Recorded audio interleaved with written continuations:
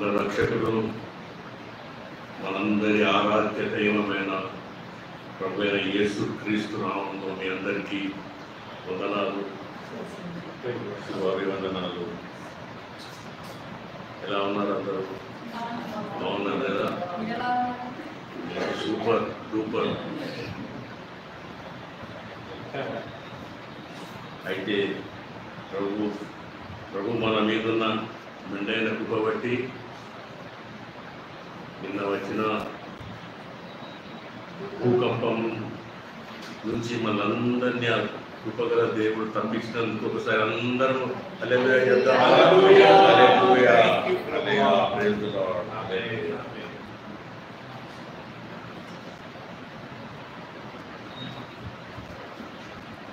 వాక్యంలోకి వెళ్ళే ముందు ఒక చిన్న ప్రార్థన చేసుకుందాం. మా ప్రభువా, మా దేవా, మేము మీ వారం నాయన తండ్రి, వాక్యోపదేశం జరుగుతుంది కదా తండ్రి. వాక్యం ధారాళంగా రాకుండా అడ్డుకునే ప్రతి ఒక్క అంధకార శక్తిని యేసు క్రీస్తు నామంలో లయం చేస్తూ తండ్రి, మా హృదయ జ్ఞానములు, మా హృదయ తలంపులు అన్నీ నీకు అంగీకారంగా ఉండాలన్నా నీ కృప మా మీద ఉంచుమని యేసు నామంలో అడ్డి వేడుకుంటున్నాం తండ్రి. ఆమేన్. ఆమేన్. ఆమేన్. ప్రియులారా, చిన్నపిల్లలు ప్రతి ఒక్కరికి ముద్దు. ముఖ్యంగా పుట్టినప్పటి నుంచి ఒక 3 సంవత్సరాల వరకు అయితే ఇంకా ముందు వారు చేసే ప్రతి పని తల్లిదండ్రులకు ఎంతో ఆనందం. వాడు మాటలాడే ఒక మాట విని కూడా తల్లిదండ్రులు ఎంతో సంతోషిస్తుంటారు.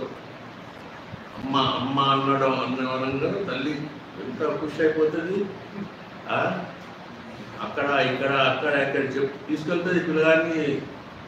చెప్పు నాయన ఏమన్నా చెప్పు అని అమ్మ అమ్మ అంటే ఎంత ఫోటోలు తీస్తాము, వీడియోలు తీస్తాము. కొంచెం నిలుచుంటాడు అనుకోండి, నా కొడుకు నిలుచున్నాడండి, వాళ్ళ చెల్లెళ్ళకు తమ్ముళ్ళకు వాడు నడుస్తున్నాడు, గుడి అడుగు చేసుకుంటూ. ఎంత సంతోషం అండి ఇది. 3 సంవత్సరాల తర్వాత ఈ వయసుకు వచ్చిందనుకో, అరే ఎక్కడ చదువుతున్నావు? ఆ పొద్దు నుంచి రాత్రి కూర్చోగా ఇంట్లోకి వెళ్ళి కదిలితే కాలేరా కూడా ఉండనే ఉన్నాడు. ఇట్లా అండి, ఏం చెప్పాలి పిల్లగానికి? నువ్వని ఉరుకుతుంటాడు. మాటలు మాట్లాడు. ఇక హోటల్ దాటుకుంటాయి. ఒక మాట మాట్లాడినామంటే చెప్పింది. ఇక అప్పుడేమో ఒక విధంగా. అయితే దేవుడు అంటున్నాడు ఇక్కడ, మాట్లాడు, నువ్వు నాతో మాట్లాడు, నన్ను వెంబడించు, నాతోని నడువు, నేను నీకు అన్ని ఐశ్వర్యాలు నేను నీకు ఇస్తాను. బైబిల్ అయితే బైబిల్ గ్రంథంలో కూడా ఈరోజు మనం ధ్యానించిపోయే అంశం కూడా అటువంటి ఒక వ్యక్తిని గురించి మనం ధ్యానించుకుంటాం.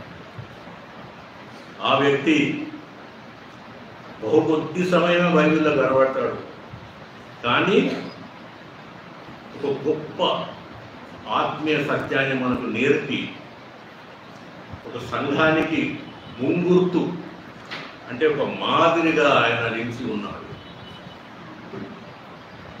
అటువంటి వ్యక్తి గురించి ఈరోజు బైబిల్ స్టడీలో ధ్యానించుకుందాం.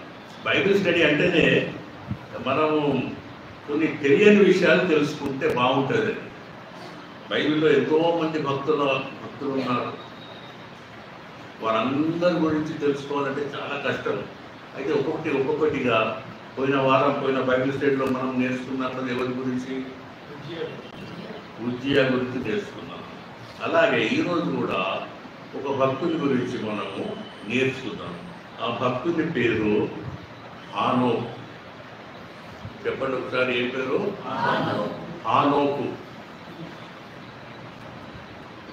ఎంతమంది విన్నారు హానోకు పేరు? అది కూడా అంటారు. నైస్.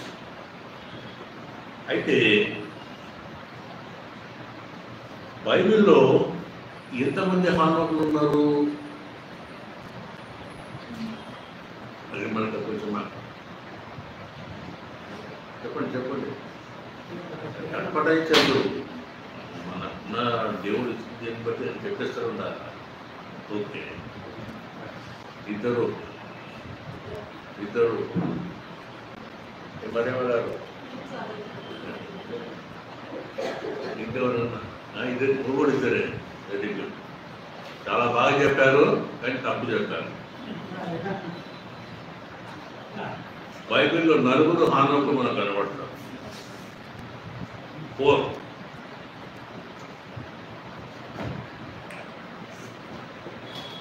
మొదటి హానోకు ఆదికాండ గ్రంథము 4వ అధ్యాయము 17వ వచనం చదవండి. ఆదికాండము book of Genesis chapter 4 verse 17.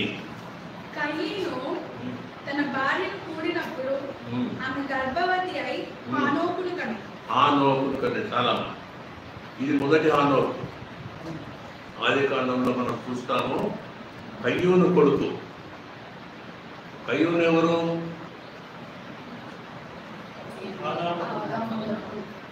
ఆదాము కొడుకు కయ్యూను. Very good. కయ్యూను మంచోడా చెడ్డోడా? కయ్యూను కొడుకు హానోకు, మొదటి హానోకు. ఇక రెండవ హానోకు అదే ఆదికాండ గ్రంథంలో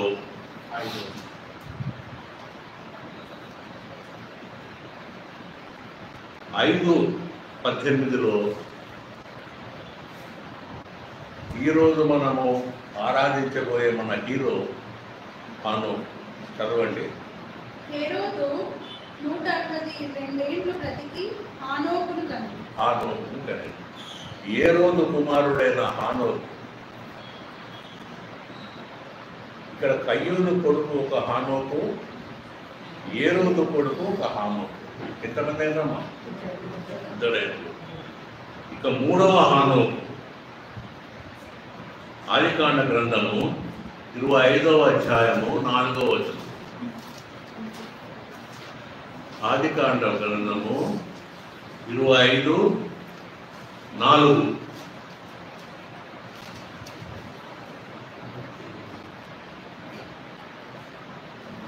మూడవ హానోకు. ఇవందరూ మీరు నోట్ చేసి పెట్టుకోవాలా.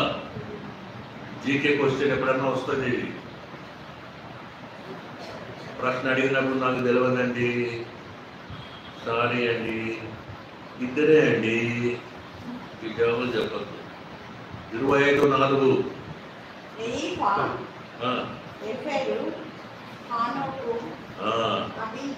ఎవరి హనోకు? అంతకంటే ముందు చదవండి కొంచెం. అబ్రహాము మరలా ఒక స్త్రీని వివాహం చేసుకునేను. ఆమె పేరు కెతూరా. కెతూరాను వివాహం చేసుకున్నాడు తెలుసు కదా మీకు సిస్టర్? ఏంటే చేసుకున్నాడు? ఏ వయసులో చేసుకున్నాడు?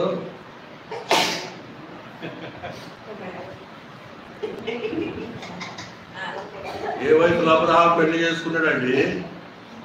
145 సంవత్సరంలో చేసుకున్నాడు. ఇంత అవసరం అంటారు అబ్రహాం గారికి?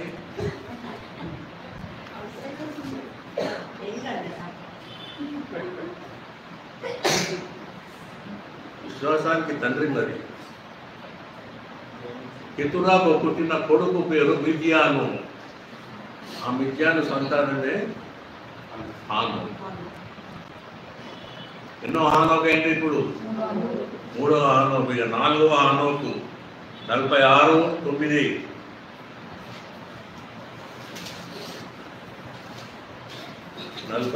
ఆదికాండం 46:9.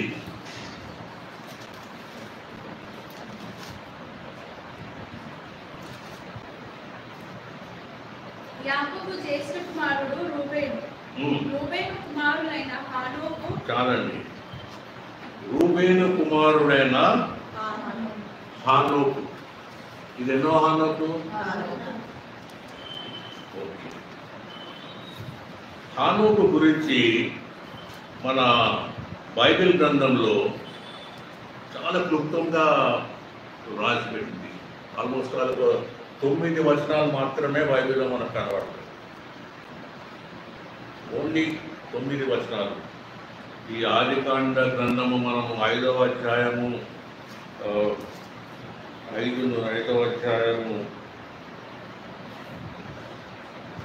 18 నుండి 24 అంటే 6 వచనాలు. దీంట్లో ప్రతి గ్రంథంలో కొత్త నిబంధనకు వస్తాం మనం.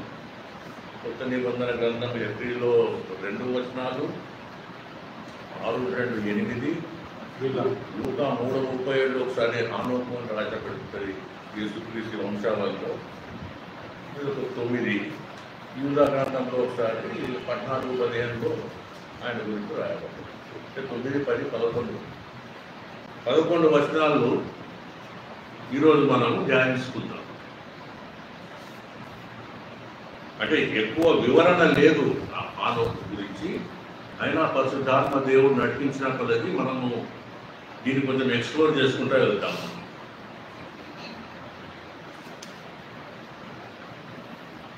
అయితే ఈ 4 హానోకుల్లో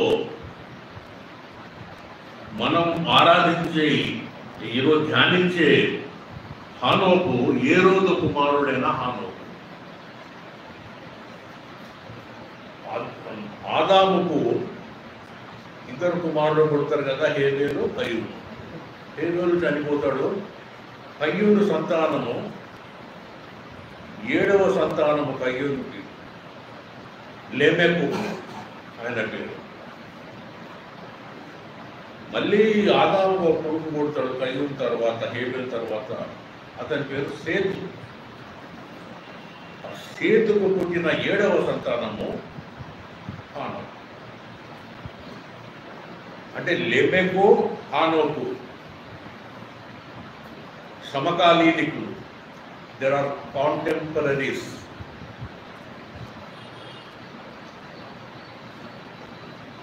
కయ్యూను సంతానము 7వ సంతానమేమో లెమెకు, సేతు సంతానము హానోకు.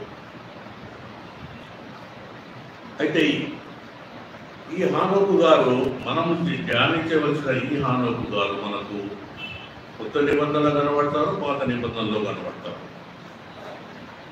అయితే ఈయన ప్రత్యేకత అంటే ఇతను దేవునితో నడిచిన వాడు. చదవండి ఆదికాండం 5వ అధ్యాయము 18 నుండి 24 వరకు చదవండి. జెనిసిస్ 5 ఒకసారి ఇంగ్లీష్లో చదవండి, తెలుగులో చదవండి. 5:18 నుంచి 24. ఏరోదు 160 ఏళ్ళు బ్రతికి హానోకును కనెను. హానోకును కనిన తర్వాత ఇరేదు 800 ఏళ్ళు బ్రతికి కుమారులను కుమార్తెలను కనెను. ఇరేదు దినములన్నీ 962 ఏళ్ళు. అప్పుడు అతడు మృతి నొందెను. హనోకు 60 ఏళ్ళు బ్రతికి మెతుషెలను కనెను. 65 ఏళ్ళు బ్రతికి మెతుషెలను కనెను. హనోకు మెతుషెలను కనిన తర్వాత 300 ఏళ్ళు దేవునితో నడుచుచు కుమారులను కుమార్తెలను కనెను. హనోకు దినములన్నీ 365 ఏళ్ళు. హనోకు దేవునితో నడిచిన తర్వాత దేవుడు అతన్ని తీసుకుని పోయాను కనుక అతడు లేకపోయాను. చదవబడిన వాక్యంలో మనకు హానోకు గురించి ఒక బ్రీఫ్ డిస్క్రిప్షన్ దేవుడు ఇక్కడ మనకు రాయించాడు. హానోకు కాలంలో మనము ఆదికాండం 4వ అధ్యాయం ఒకవేళ మనం చూస్తే అక్కడి ప్రజలు ఆ కాలంలో బహు ఘోరంగా భ్రష్టత్వానికి లోనై బ్రతికిన దినాలు అవన్నీ. దేవుడు లేడు, బైబిల్ గ్రంథం లేదు, ఇష్టం ఉన్నట్టు అప్పుడు ప్రజలు జీవించసాగారు. ఈ కయ్యూరు సంతానం లెమెకు కూడా చూసుకుంటే, లెమెకు బైబిల్లో రాయబడిన ప్రకారం 4వ అధ్యాయంలో అతనికి ఇద్దరు భార్యలు. బైబిల్లో మొట్టమొదటి వ్యక్తి ఇద్దరు భార్యలను రాయించబడింది లెమెకు. తర్వాత ఇతను ఒక మర్డర్ కేసులో కూడా ఇన్వాల్వ్ అవుతాడు లెమెకు.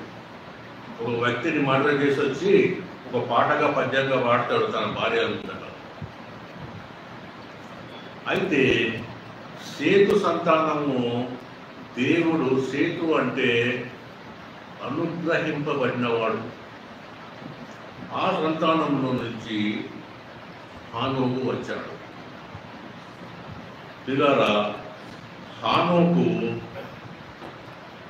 అంటే అర్థము ప్రతిష్ఠించినవాడు, లేక ప్రత్యేకించబడినవాడు, లేక వేరుపరచబడినవాడు.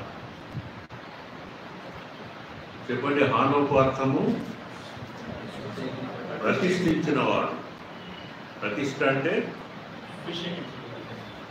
దేవునికి ప్రతిష్ఠ. అన్నా సమయాలు తీసుకొచ్చి ప్రతిష్ఠ చేసింది దేవునికి. చిన్న సమయాలు 3 సంవత్సరాలు. ఎప్పుడైతే అన్నా చెప్పిందో దేవునికి, దేవా నీ మాట, నేను నీకు ఇచ్చిన మాట ప్రకారం వీళ్ళు తీసుకొచ్చాను, నీకు ప్రతిష్ఠ చేస్తున్నానంటే ఆ 3 సంవత్సరాల పిల్లవాడు అప్పటికప్పుడు దేవునికి ప్రత్యేకం అని చెప్పి రాయించవచ్చు బైబిల్లో. 3 సంవత్సరాల పిల్లవాడు ప్రతిష్ఠ. అయితే ఇక్కడ కూడా హానోకును కూడా ఇతను ప్రతిష్ఠ చేసినవాడు, ప్రత్యేకింపబడినవాడు. ఆ కాలంలో అప్పటి వ్యక్తుల్లో నుండి ఇతను వేరుపరచబడినవాడు. అందుకే దేవునికి ఇతను ఇష్టడుగా ఉన్నాడు. దేవునితో నడిచాడు అంటే బైబిల్లో మనకు 4 వ్యక్తులు కనబడతారు. 4 సార్లు వ్యక్తులు కాదు, 4 సార్లు నడిచాడు అని చెప్పి రాయబడింది బైబిల్లో. హానోకు గురించి 2 సార్లు, నోవా గురించి ఒకసారి. నోవా కూడా నడిచాడు దేవునితో. 9వ అధ్యాయం 8వ వచనంలో మనం రాయబడింది ఆదికాండంలో. 4వసారి రాయించిన అప్పుడు మీకా గ్రంథము 6వ అధ్యాయం 8వ వచనంలో న్యాయంగా నడుచుటే కదా దేవుడు ముందు కోరుకునేది. నడుచుట గురించి బైబిల్లో 4 సార్లు కనబడతాయి. అంటే మరి నోవా నడిచాడు అని చెప్పి మనం ఆదికాండ గ్రంథంలో చూస్తాము. 6:8, 6:9 నడిచాడా మరి దేవుడితో? అంటే ఎలా నడిచాడు? ఎక్కడ లేదే బైబిల్లో రాయబడి దేవుడిని చూచాడని కానీ దేవుడితో నడిచాడని చెప్పి దేవుడే రాయిస్తున్నాడు అక్కడ. నోవా కూడా దేవుడితో నడిచాడని. పిల్లరా, ఒక చిన్న వివరణ. నేను చిన్నగా ఉన్నప్పుడు, అంటే నేను చిన్నప్పుడు కాదు కానీ, ఆర్ఆర్కే మూర్తి గారు రేడియో ప్రసంగం ప్రేమధార అని రేడియోలో వస్తుండేటప్పుడు, ఆర్ఆర్కే మూర్తి గారు తెలుసు కదా, ఆయన ప్రేమధార అనే ఒక కార్యక్రమము రేడియోలో, దాంట్లో 2004లో ఆయన ఒక కథ చెప్పాడు. ఆయన హానోకు దేవునితో సహవాసం చేసి 300 ఏళ్ళు నడిచాడట దేవునితో. ఒకరోజు హానోకు దేవునితో మాట్లాడుకుంటూ ఇద్దరు కలిసి పోతూనే ఉన్నారు. లాస్ట్కు చీకటి పడిపోయింది అక్కడ. చూస్తే అయితే అప్పటికి పరలోక ద్వారం దాకా వచ్చేసారట ఇద్దరు. యేసుక్రీస్తు, హానోకు ఇద్దరు. అప్పుడు దేవుడు అన్నాడట హానోకు, ఇంత దూరం వచ్చావయ్యా, ఇంకేం పోతావు, వెంటనే తిరిగి వచ్చేసా, పర్వతం వచ్చాము కదా, రాసారా ఇక్కడికి అని చెప్పి తీసుకుని పోయాడట. ఇక అక్కడికి పెద్ద పరలోకంలో ఎంట్రీ ఇచ్చాడు హానోకు. మళ్ళీ భూమి మీద రావాలంటే ఆయన మనసు ఒప్పలేదు. దేవా నేను ఇక్కడనే వెళ్ళిపోతాను దేవా అంటే ఇష్టం అన్నమాట. ఎంత గొప్ప ఆధిక్యం కండి. యేసుక్రీస్తు నడిచితే గొప్ప, ఆయన సహవాసం దొరుకుటే గొప్ప. అందులో ఆయనతో మాట్లాడుకుంటూ పరలోకానికి చేరిపోయాడు. అంటే ఆయన మూర్తి గారు దాన్ని డిస్క్రైబ్ చేసే విధానము ఒక చిన్న పిల్లలకు కూడా అర్థమయ్యేటట్లు ఆయన ఆ రేడియోలో చెప్పాడు హానోకు గురించి. ఇక్కడ మనము హానోకు నుండి మనం నేర్చుకోవలసిన విషయాలు ఏంటి? హానోకు గొప్ప వ్యక్తి, దేవునితో సహవాసం చేసిన వ్యక్తి. ఆ కాలంలో, బైబిల్ లేని కాలంలో అందరి మధ్యాహ్న ప్రత్యేకింపబడి దేవునితో సహవాసం కలిగి దేవునితో నడిచిన వ్యక్తి హానోకు. అయితే ఆ హానోకు యొక్క ఏంటి, what are the characteristics of the Enoch? ఈ ఈనోక్, ఇంగ్లీష్లో ఈనోక్, ఖురాన్లో కూడా ఇతని గురించి ప్రస్తావన ఉంది. ఇద్రీస్ అంటారు ఆయన. ఇతను రెండవ ప్రవక్త అని ఖురాన్లో రాసుకుంటారు. మొదటి ప్రవక్త ఆదాము, రెండవ ప్రవక్త హానోకు, ఇద్రీస్, మూడవ ప్రవక్త నోవా ఖురాన్ ప్రకారం. అయితే మనకి ఇక్కడ ఈయన ప్రవక్త అని లేదు, కానీ ఇతను ప్రవచించాడు. ఇతను ప్రవచనం నెత్తి యేసుక్రీస్తు గురించి ప్రవచించాడండి. రాబోయే ఇన్ని వేల సంవత్సరాల ముందటి మాట ఇతను యూదా పత్రికల్లో ప్రవచించాడని మనం తర్వాత చదువుకున్నాం. అయితే ఈ హానోకు దగ్గర మనం నేర్చుకోదలసిన విషయాలు ఏంటి? మీకు ఇంతకుముందే చెప్పాను. హానోకు అంటే అర్థము ప్రతిష్ఠించిన వాడు, ప్రత్యేకించినవాడు. ఇతను పేరుకు తగ్గ తీరు గలవాడు. చాలామందికి మంచి పేర్లు ఉంటాయి కానీ మంచి తీరులు ఉంటాయి. వాని పేరు మార్పు, మన జీవితం అంతా రిమార్క్.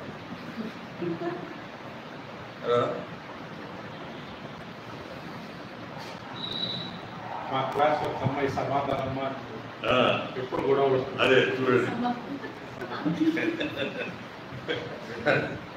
మంచి తీరు ఉంటుంది, పేరు మంచిగానే ఉంటుంది. ఇప్పుడు తెలుగులో కూడా ఒక సామెత ఉంటుంది, ఇంటి పేరు కస్తూరి వారు, ఇంట్లోనేమో దబిలాల వాసన అని. పేరు మాత్రం రేషకు ఉంటుంది కస్తూరి. కస్తూరి వాసన అంటే మంచి ఆ కాలంగా సువాసన. అది ఇంట్లోకి పోతే పేరుకు తగ్గట్టు ఉంటాయి. ఇంతమంది పేరుకు మీద క్రిస్టఫర్, లోపల లూసిఫర్ కదా. ఏం బ్రదర్, కొంతమంది ఉంటారు యోబు అని పేరు కొట్టుకొని జోబులు కొట్టుకుంటాడు కదా.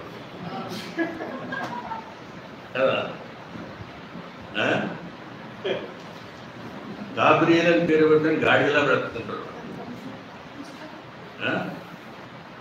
ఏది అంతే కదా. పేరు పెట్టే అయినా కానీ సెంటులా బతకాలి వాడు. ఏమయ్యా, కొంతమంది పేర్లు ఉంటాయి, పేరుకు పెట్టే అయినా కానీ ఎట్లా ఉండాలి వాడు, సెంటులా బ్రతకాలి. ఇక్కడ మన హానోక్ గారు కూడా పేరుకు తగ్గట్టు ఒక ప్రత్యేకింపబడ్డాడు. ఆ కాలంలోని ఆ కోటి ప్రజలతో వేరుగా అతను ప్రత్యేకింపబడి ఆయన బ్రతికిండు ఆ కాలంలో. అయితే మన పేరు ఎలా ఉన్నా కానీ ఆ పేరు జీవ గ్రంథంలో మనకు కనబడాలి. అది ముఖ్యం. ఎంత మంచి పేరు, ఎంత మంచి ప్రవక్తల భక్తి పరుల పేరు పెట్టుకున్నా కానీ జీవ గ్రంథంలో ఆ పేరు లేకపోతే వేస్ట్. జీవ గ్రంథంలో మన పేరు ఉన్నదా లేదా అది ఇంపార్టెంట్. అయితే హానోకు ఆ టైంలో ఆ ఉన్న ప్రజల నుండి, ఆ చెడ్డ ప్రజల నుండి వేరై తనకు ప్రత్యేకంగా ప్రతిష్ఠించుకున్నాడు. మనం కూడా ఈ లోకంలో ప్రతినంత కాలము మన బ్రతుకు కూడా ఒక ప్రత్యేకంగా ఉండాలి. ఒకప్పుడు మనము లోకస్తులం,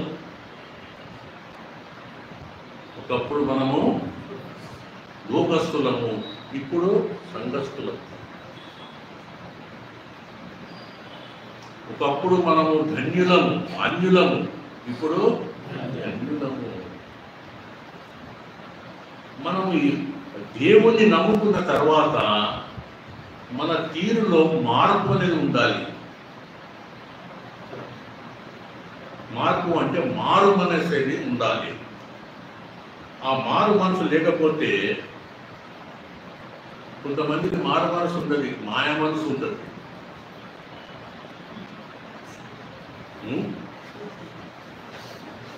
ఏంటి ఒక తీరు ఉన్నాడు వాడు, ఇక్కడ ఒక తీరు, బయట ఒక తీరు. అదే మాయ మనస్సు. అయితే మనం మారు మనసు కలిగి ఉండాలి. మనం లోకస్తుల నుంచి మనం ఇప్పుడు సంఘస్థులం అయ్యాం కనుక అప్పటిలాగా మనం ఉండకూడదు. అది వేరు. ఇప్పుడు మనం ప్రత్యేకింపబడిన వాళ్ళం. మీకు తెలుసు, చూలింతకు బాలింతకు కూడా డిఫరెన్స్ ఉంటుంది. ఏం సిస్టర్? చూలింత ఉన్నప్పుడు అంటే ప్రెగ్నెన్సీ ఉన్నప్పుడు ఏవో కోరికలు ఉంటాయి తినాలని చేసి, నాకు టంగడీ కబాబ్ కావాలి, నాకు చికెన్ మంచూరియా కావాలి, చికెన్ లాలీపాప్ తింటాను నేను అంటే తీసుకొచ్చి తినిపిస్తారు. పాపం చూలింత కదా, తినిపిస్తారు. అదే బాలింత అయింది, ఏది నా చికెన్ టంగడీ కబాబ్, ఏది నా మంచూరియా అంటే తీసుకురా అండి. అమ్మా నువ్వు అవన్నీ తినకూడదు, ఇప్పుడు నువ్వు కొంచెం పథ్యం చేయాలి. అప్పుడు వేరు, ఇప్పుడు వేరు. నువ్వు చెవులో దూది పెట్టుకోవాలి, తల మీద బట్ట కట్టుకోవాలి. చేదు కూర, ఆ కూర, ఈ కూర, ఏ కూరలో అవి పథ్యం చేయాలి. కానీ నేను మళ్ళీ తగిడిగా తింటా అంటే ఎట్లండి? మనం ఒకప్పుడు లోకస్తున్నాము, కానీ ఇప్పుడు మారు మనసు పొంది ఇప్పుడు దేవుని వైపు వచ్చిందో కూడా మళ్ళా అవే మీ కోరికలు కోరుకుంటేనా? పథ్యం చేయాలి.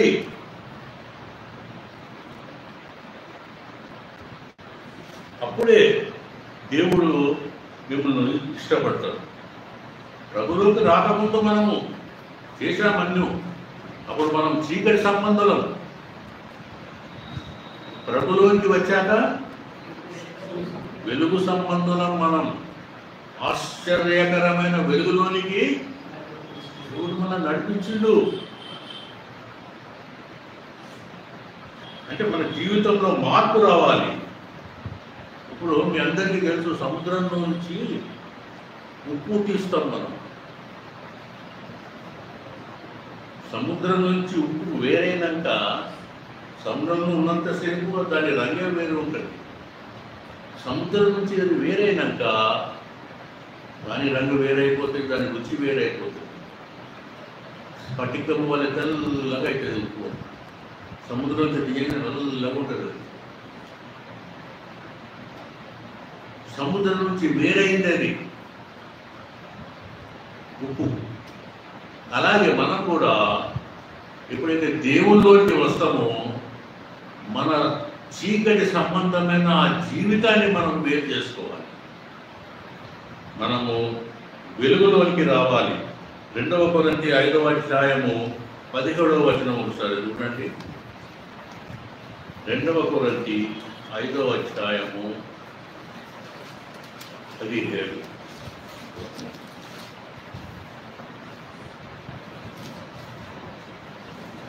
అందరికీ తెలిసిన వాక్యమే. కాగా ఉమ్, ఎవడైనాను ఉమ్. క్రీస్తునందు లేరలా వాడు నూతన సృష్టి. నూతన సృష్టి ఈజ్ ఎ న్యూ క్రియేషన్. పాతవి గతించెను, గతించను, ఇదిగో కొత్తవాడు. ఇదిగో అంత కొత్తగైంది. ఆ చీకటి బ్రతుకు పోయింది, పాతవి అది గతించిపోయింది. ఇప్పుడు మనము కొత్తగా అయినాము యేసుక్రీస్తులో. ఆ పాత జీవితం పోయింది. నువ్వు నీ క్యాస్ట్ వేరే, నీ కులం వేరే, అప్పుడు అంతా వేరే. నువ్వు యేసుక్రీస్తు నమ్ముకున్నాక యేసుక్రీస్తు నీలో వచ్చిండు, అప్పుడు నువ్వు నూతన సృష్టి.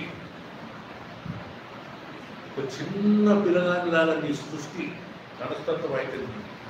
ఎందుకంటే యేసుక్రీస్తు నీలో ఉన్నాడు కనుక. అందుకే పౌలు అంటాడు, పాతవి గతించదిగో సమస్తం కృతవాయము. ఇదే అధ్యాయము 6:14 కూడా చూడండి ఒకసారి. 2 కొరింథీ. నీతికి దుర్నీతితో ఏమి సాంగత్యం, వెలుగునకు చీకటితో ఏమి గుర్తు, క్రీస్తునకు వెలియాలితో ఏమి సంబంధం, అవిశ్వాసితో విశ్వాసికి పాలెక్కడమే, దేవుని ఆలయమునకు విగ్రహములతో ఏమి పొందిక, మనం జీవం గల దేవుని ఆలయమై ఉన్నాము. చాలు. దేవుడు ఇక్కడ అంటున్నాడు, మీరు ఒకసారి దేవుని నమ్ముకుంటే ఇక మీరు పాపి అన్ని వదిలిపెట్టేసేయాల, సంబంధమే లేదు మీకు వాటికి. వెలుగులోకి వచ్చిందంటే మీరు చీకటితో మీకు ఏ విధంగా మీకు సంబంధము లేదు. మీరు వేరుపరచబడేవాడు. నీ బ్రతుకు మారిపోయింది. నీ బ్రతుకు ఒకసారి గుంగలి పురుగు బ్రతుకు నీది. గుంగలి పురుగు కనపడింది అనుకోండి ఇంట్లో, దాన్ని ముట్టుకున్నా ముట్టుకోం మనం. ఆ చీపుని తీసి దాన్ని తీసి అట్లా బయట కొట్టేస్తాం. ఏమంటే కానీ గుంగలి పురుగు మారిపోయిన చెట్టు ఏమవుతుంది? సీతాకోక చిలుక, రంగురంగుల సీతాకోక చిలుకను మనం పట్టుకుంటాం. పట్టుకుంటారా ఫ్రెండ్స్? గొంగల్ పురుగు పట్టుకుంటారా? మన బ్రతుకు ఒకప్పుడు గొంగలి పురుగు బ్రతుకు.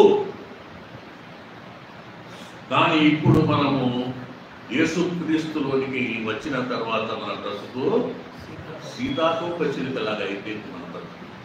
అలా బ్రతకాలి మనం. హానోకు ఆ విధంగా బ్రతికినాడు. ఎట్లా బ్రతికిందంటే తన జీవితాన్ని రూపాంతరపరుచుకున్నాడు, ప్రత్యేకపరుచుకున్నాడు. ఆ కాలంలో 4వ అధ్యాయం ఆదికాండం మనం చదువుకుంటే ఆ ఘోరమైన పనులు చేశారు. అయినా కానీ వారితో కలవకుండా ఇతను వారితో ప్రత్యేకపరచబడ్డాడు కనుక దేవునికి ఇష్టడైనాడు. ఇది మొదటిది గుణము మనము హానోకులో నేర్చుకోవచ్చు. రెండవది, ఇతను పరిశుద్ధ ఆత్మ అభిషేకం కలవాడు. హానోకు దేవుడితో సహవాసం చేసిందంటే ఆషామాషా వ్యక్తి కాదు. తప్పకుండా ఇతనికి పరిశుద్ధాత్మ యొక్క అభిషేకం పొందింది. ఈయన మీకెలా తెలుసు అని చెప్పి అడగచ్చు మీరు. అంటే ఇతడు ఆత్మవశుడై ఉండాలి. ఆ కాలంలో పరిశుద్ధాత్మ అనేది ఆత్మ రూపంలో అది దిగేది. మనం యెహెజ్కేలు గ్రంథంలో కూడా చూస్తాము. యెహెజ్కేలు ఆత్మవశుడై భూత చేత పొందుకోబడ్డాడు. ఎక్కడికో. ఇతను కూడా ఆత్మవశుడై ఉండాలి. ఇప్పుడు స్టెఫెను ఆత్మవశుడై అని చెప్పి రాయబడి ఉంటుంది అక్కడ. అలాగే కొత్త నిబంధనలో మనము ఫిలిప్పును కూడా మన సమరయ ప్రాంతంలో నపుంసకునికి ఎప్పుడైతే రథంలో వెళ్ళి కలుసుకోమంటే ఆత్మవశుడే రథానికంటే ముందు వెళ్ళిపోయాడు ఆయన. అంటే ఆత్మవశుడై రాలా. ఈ హానోకు కూడా ఆత్మవశుడై ఉన్నందునే 300 సంవత్సరాలు దేవునితో నడిచి పరలోకానికి కొలిపోబడ్డాడు. మనం కొత్త నిబంధనల గురించి చూస్తే పేతురు గారు, యోహాను గారు కూడా ఆత్మవశులై ఉన్నారు. వారు గొప్ప గొప్ప కార్యాలు చేశారు వారు. అలాగే హానోకు కూడా ఆత్మవశుడై ఉండాలి.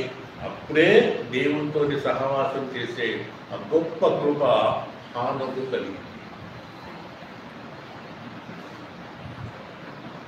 ఇక మూడవది చూస్తాం. ఇతను కృపావరములు కలిగిన వాడు, ప్రవచన కృపావరములు కలిగిన వాడు. యూదా పత్రిక తీయండి. యూదా గ్రంథము ప్రకటన కంటే ముందుగా చూడండి. బుక్ ఆఫ్ జూన్ 1వ అధ్యాయం ఉంటుంది కనుక 1వ అధ్యాయం అని నేను చెప్పను.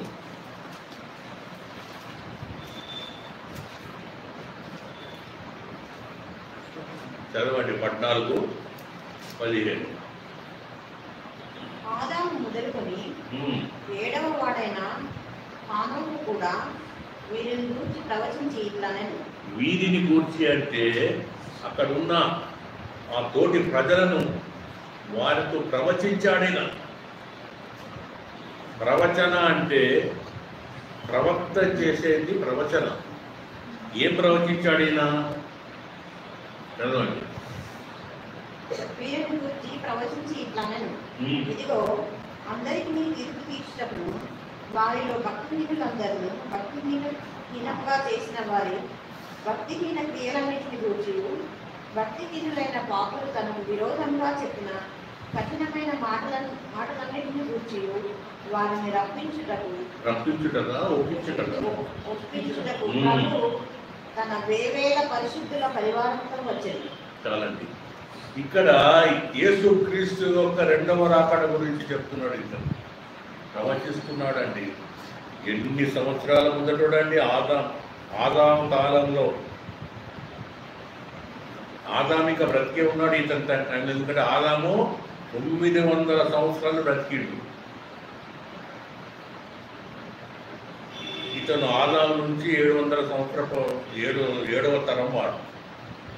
అంటే 700 సంవత్సరాలు ఏళ్ళు గడిచినా కానీ ఇంకా ఆదాము ఉన్నప్పుడు ఇతను ఉన్నాడు. హానోకు కూడా. అయితే యేసుక్రీస్తు గురించిన ప్రవచనము మనం అందరము మనకు శిశువు పుట్టాను ఏలైనా కానీ యెషయాను మనం కోట్ చేసుకుంటాం. యేసుక్రీస్తు అని యెషయా కంటే 3000 సంవత్సరాల ముందు హానోకు ప్రవచించాడండి. ప్రభువు తన వేవేల పరిశుద్ధుల పరివారంతో వచ్చెను. తన వేవేల దూతలతో, పరిశుద్ధులంటే వేవేల దూతలతో తన 2వ రాకడలో యేసుక్రీస్తు రానై ఉన్నాడని హానోకు ఈ యూదా రాసిన పత్రికలో ఇతను ప్రవచిస్తుంటాడు. అయితే ఇదే ప్రవచనము మనము యోవేలు గ్రంథంలో కూడా చూస్తాం. యోవేలు 2:28 ఒకసారి చూడండి.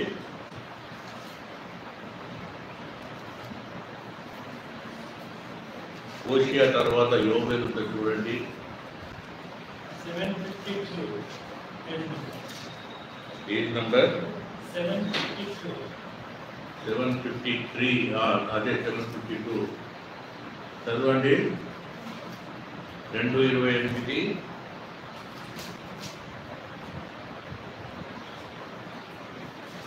తరువాత నేను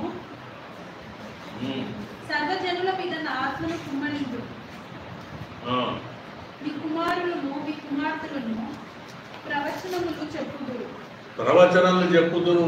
దేవుని ఆత్మ కుమరించిన తర్వాత హానోకు మీద కూడా దేవుని ఆత్మ కుమరింపబడింది. అందుకే ఇతను యూదా పత్రికలో యేసుక్రీస్తు గురించి ప్రవచించాడు.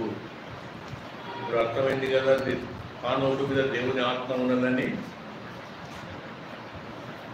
దేవుడు చెప్పాడు యోవేలు గ్రంథంలో, నేను మీ మీద ఆత్మను కుమ్మరిస్తాను, అప్పుడు మీ కుమార్తెలు మీ కుమారులు ముసలివారు అంటే మనం కూడా 60 దాటిన వాళ్ళు అమ్మా మేము కలలు గంటము మీరు ప్రవచిస్తారు. అదేనమ్మా, మీకు ఫస్ట్ మీకు సెకండ్.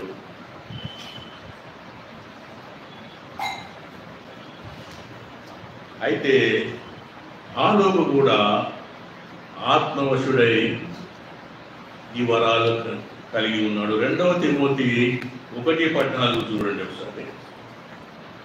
2వ తిమోతి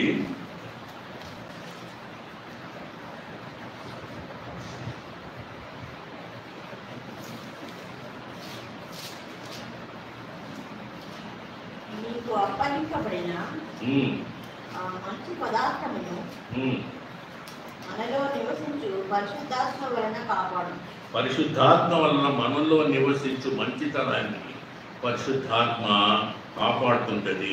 హానోకులు కూడా ఆ మంచి పదార్థములు ఆయనలో నివసిస్తున్నాయి గనక దేవుని యొక్క పరిశుద్ధాత్మ ఇతను కలిగి ఉండి ఈ కృపావరముల వలన ఇతను ప్రవచించాడు.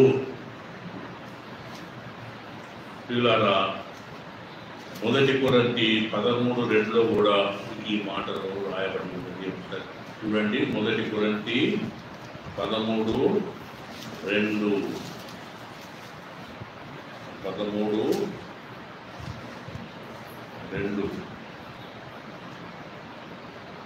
ప్రవచించు కృపావరములు కలిగి మర్మములన్నీ జ్ఞానమంతయు ఎరిగిన వాడైనను కొండలను తెక్కలింపగల పరిపూర్ణ విశ్వాసము గలవాడైనను ప్రేమలేని వాడైతే ఇది 13వ కీర్తన ప్రేమ గురించి రాయబడిన కీర్తన. ఈ కీర్తనను ప్రతి ఒక్కరు చిన్నపిల్లలు మొదటి పెద్దవారి వరకు కంటకు పెట్టాలి. 13వ కీర్తన మనుష్యుల భాషలతో మాట్లాడు, దేవుడుల భాషలతో మాట్లాడు, ప్రేమ లేని వాడనైతే నేను చేస్తున్నాను. అయితే ఇక్కడ కూడా రాస్తాడు, ప్రవచించు కృపావరములు కలిగి మర్మములోని. అంటే ఇక్కడ ప్రవచించు కృపావరములు ఎవరు కలిగి ఉన్నారు? హానోకు కలిగి ఉన్నాడు. ప్రవచించు కృపావరములు కలిగిన వాడు హానోకు. ఎన్ని గుణాలు చూసాం మనం, ఎన్ని క్యారెక్టరిస్టిక్స్ చూసాం హానోకు గురించి. మొదటిది ప్రతిష్ఠింపబడినవాడు, ప్రత్యేకింపబడినవాడు, వేరు చేయబడినవాడు. రెండవది పరిశుద్ధాత్మ అభిషేకము గలవాడు. మూడవది ప్రవచించు కృపావరములు కలిగిన వాడు. నాలుగవది చూస్తాం, ఇతను దేవునితో నడిచినవాడు. ఎంతమంది నడిచారు బైబిల్లో?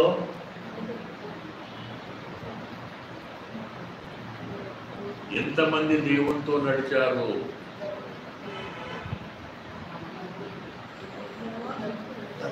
ఎవరు?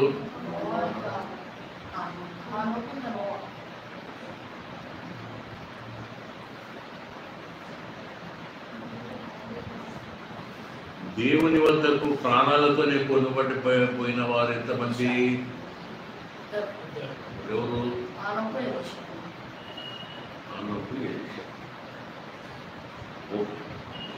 దేవునితో నడిచిన వాడు అంటే దేవునితో సహవాసం చేసిన వాడు, దేవునితో చేతిలో చేయి వేసుకొని నడుచుడు కాదు ఇక్కడ అర్థం. దేవునితో సహవాసం చేసిన వాడు దేవునికి ఇష్టడైన వాడు. మనం ఒకసారి తీయండి, ఎబ్రి 11వ అధ్యాయం తీయండి, 5వ వచనం చూడండి ఒకసారి. ఎబ్రి 11 అనగానే మనకి ఏం గుర్తు రావాలి?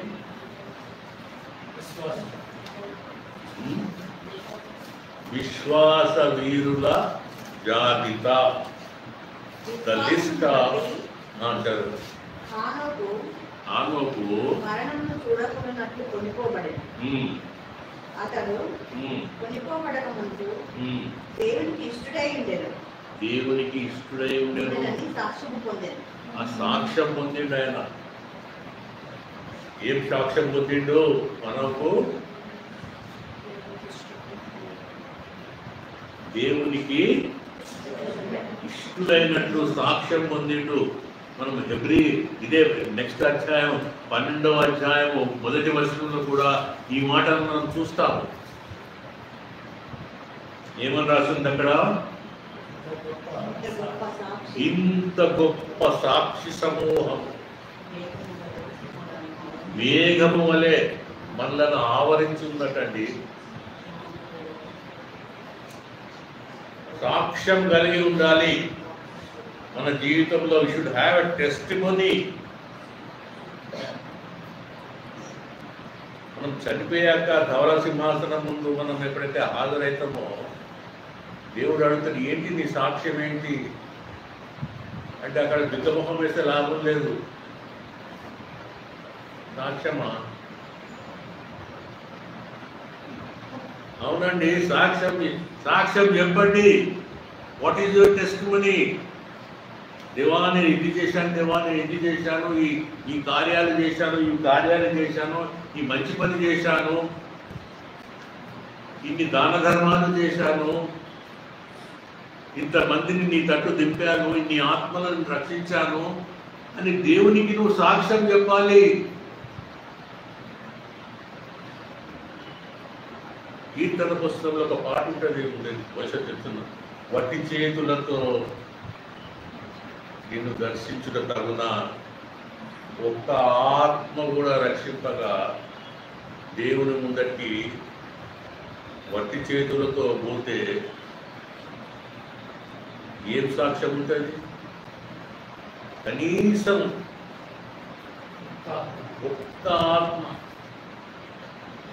ఒక్క ఆత్మనైనా మనము దేవుని తట్టు తిప్పకపోతే మన జీవితాలు వేస్ట్.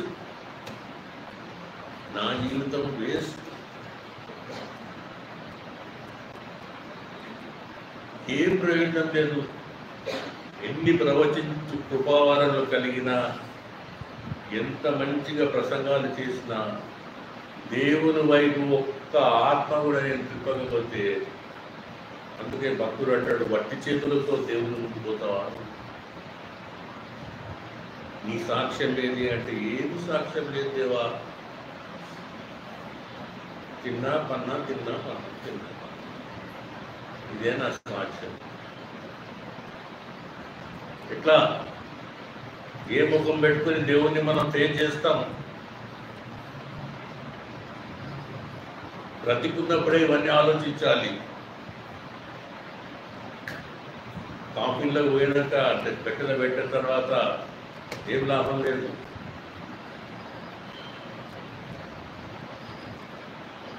సజీవులు సజీవులే కదా నేను స్తుతించేది అని చెప్పి బైబిల్లో మాట ఉంటుంది. మృతులు స్తుతించరు, చనిపోయిన వాళ్ళు స్తుతించరు. అయిపోయింది వాళ్ళ చాప్టర్ క్లోజ్ అయిపోయింది. మనకు ఛాన్స్ ఉన్నది, నీకు ఇంకెక్కువ ఛాన్స్. నాకైతే ఛాన్సే లేదు, ఎందుకంటే లాస్ట్లో వస్తున్నాం మేము, జీవిత చరమాంకంలోకి ప్రవేశిస్తున్నాము కనుక కొద్ది ఛాన్సే మాకు. మీకు యాంపుల్ టైం, జీవితాంతం ఇంకొక 50, 60, 70, 80 ఏళ్ళు. నాకు ఇంకా 5, 7, 8 ఏళ్ళు. ఇంత అదృష్టవంతుంది, ఇంత దురదృష్టవంతులం మేము. ఒక్క ఆత్మను సంపాదించలేకపోతే ఎట్లా? ఏ ముఖం పెట్టుకుని దేవుడిని చూస్తాం మనం? ఇలారా ఇక్కడ మనం హానోకు దేవునితో నడిచిన వాడు అంటే దేవునితో సహవాసం చేసిన వాడు. ఇప్పుడు అనుష రోడ్డు మీదకి వెళ్ళి పోతున్నది. ఇప్పుడు ఎవరో కుర్రోడు ఆమెతో సమానంగా నడుస్తున్నాడు అనుకో. చూడండి,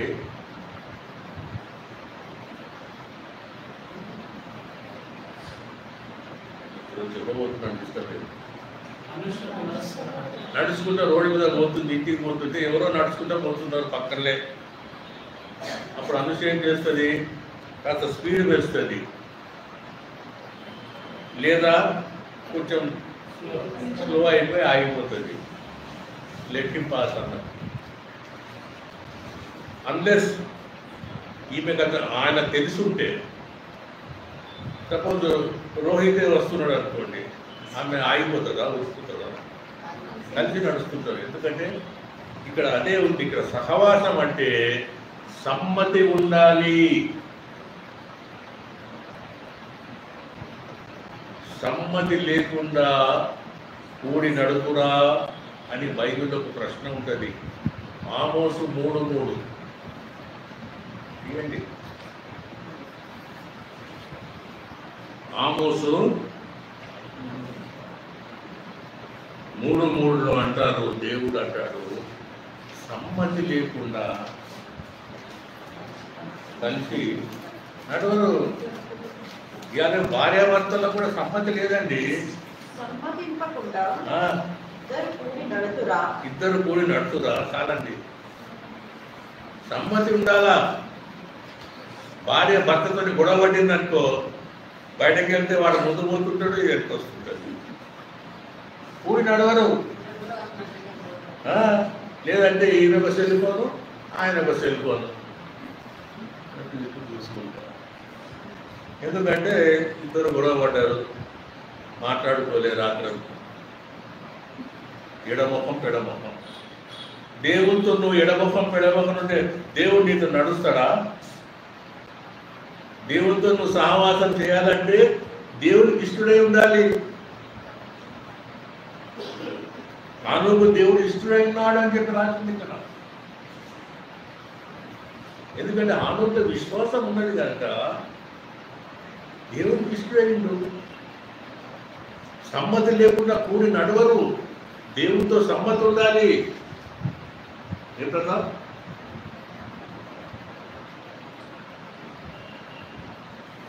ఇక్కడ సహవాసం చేశాడు దేవుడితో. దేవుడితో సహవాసం అంటే ప్రతిరోజు బైబిల్ చదవడం. ఎంతమంది ఈరోజు పొద్దున్న లేచి కనీసం ఒక 2-3 అధ్యాయాలు చదువుకున్నారు? నిజంగా చెప్పండి. గుడిలో ఉన్నాం మనము, అబద్ధం చెప్తే దేవుడి శాపం మన మీదకి వస్తుంది. చెప్పకూడదు.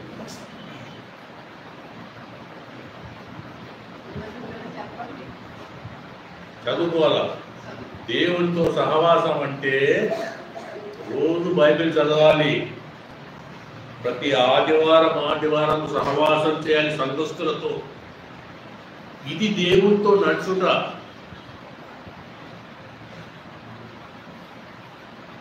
ఊరికే సహవాసం చేశానండి, నేను దేవునితో నడిచానండి, దేవునికి ప్రార్థన చేశానంటే కుదరది. ప్రతిరోజు చదవాలి బైబిల్. చిన్నపిల్లలైనా పెద్దోళ్ళైనా ప్రొద్దున లేవగానే ఒక చాప్టర్ చదవాలి. అది దేవునితో సహవాసం. అప్పుడు దేవుడు సమ్మతిస్తాడు. సమ్మతిస్తే అప్పుడు ఇద్దరు కూడి నడుస్తారు. ఆమోసు 3:3. సమ్మతించకపోతే ఎడముఖం పెడముఖం భార్యాభర్తలు. కొత్తగా పెళ్ళైనప్పుడు మాత్రం మంచి కలిసి నడుస్తుంటాడు. కొంచెం జర బాధపడినాక హస్బెండ్ ముందు పోతుంటే ఎంత వైఫ్ వస్తుంది, కూడి నడవదు, హస్బెండ్ ముందు వెళ్ళిపోతుంటాడు. ఇంకేదన్నా గొడవలు వస్తే కూడా అట్లనే. దేవునితో గొడవ పడితే, గొడవ పడడం అంటే దేవుడు చెప్పింది నువ్వు చేయకపోయినావు అనుకో, అప్పుడు నీకే ముఖం ఉండేది దేవునితో నడవాలంటే, సావాసం చేయాలంటే. అయ్యో దేవుడు చెప్పాడు అది నేను చెయ్యలేదే, ఎట్లా నేను దేవునితో సహవాసం చేయాలి, ఎట్లా నేను నడవాలి? ఆదాము దేవుని చెప్పిన పని చేయలే, ఫలితం దేవుడు వచ్చిందంటే ఏం చేసి ఆదాము దాచుకున్నాడు చెట్లలో. ఆదామా ఎక్కడున్నావు నువ్వు? దేవా నీ స్వరం విని నేను భయపడి చెట్లలో దాక్కున్నాను అంటాడు. ఇది కూడి నడిచే విధానమా? అంతకుముందు చల్లని వేళ సాయంకాలం వేళ దేవుడు వస్తే ఇటు ఆదాము ఇటు అవ్వను పట్టుకొని దేవుడు చేయబట్టుకొని ఎన్ని సంగతులు చెప్పుకుంటా వారితో కాలక్షేపం చేశాడండి. నేను సృష్టిని చేశాను ఆదామా, ఇలాగ చేశాను అని చెప్పేసి తన సొంత పిల్లల్ని ముద్దు చేసినట్టు ఆదాము అవ్వను ముద్దు చేస్తే, దేవుని మాట వినక దేవునికి విరోధంగా పాపం చేసి ఇక్కడ దొంగవల దాక్కున్నారు. మనం కూడా దేవునితో ఎప్పుడైతే దేవుని మాట వినలేదో, దేవుడు ఒక మాట చెప్పిందో ఆ మాటకు మనం లోబడలేదో, దేవుని మాటకు మనం విధేయత చూపించలేదో, అప్పుడు దేవుని మనసు కూడా ఇట్లే అవుతుంది. అప్పుడు మనము కూడి నడవాలంటే చాలా కష్టం దేవుడు. కానీ హానోకుకు దేవునితో నడిచే భాగ్యం కలిగింది. ఎందుకంటే హానోకు ప్రత్యేకించబడినవాడు కనుక, హానోకు ఆత్మవశమై ఉన్నాడు కనుక, హానోకు కృపావరంలో కలిగిన వాడు కనుక దేవునితో కూడి నడిచాడు అని చెప్పి ఇక్కడ బైబిల్లో రాసి ఉన్నది. పిల్లరా, మనం స్నేహం చేసినా ప్రేమించినా కానీ ఇద్దరి సమ్మతి ఉండాలి. వన్ వే ట్రాఫిక్ ఉంటే కుదరది. నువ్వు నేను వెనుకొస్తా అంటారు. ఇద్దరు మంచిగా స్నేహంగా ప్రేమించుకుంటే కలిసే పోదాం, కలిసే వస్తాం, కలిసే తిందాం అనుకుని సమ్మతి ఉంటుంది అన్నట్టు. అందుకే హానోకు దేవునితో నడవగలిగాడు. ఇలా 1 కొరింథీయుల్లో 1:9 పౌలు గారు అంటారు, ఒకసారి చూడండి. 1 కొరింథీ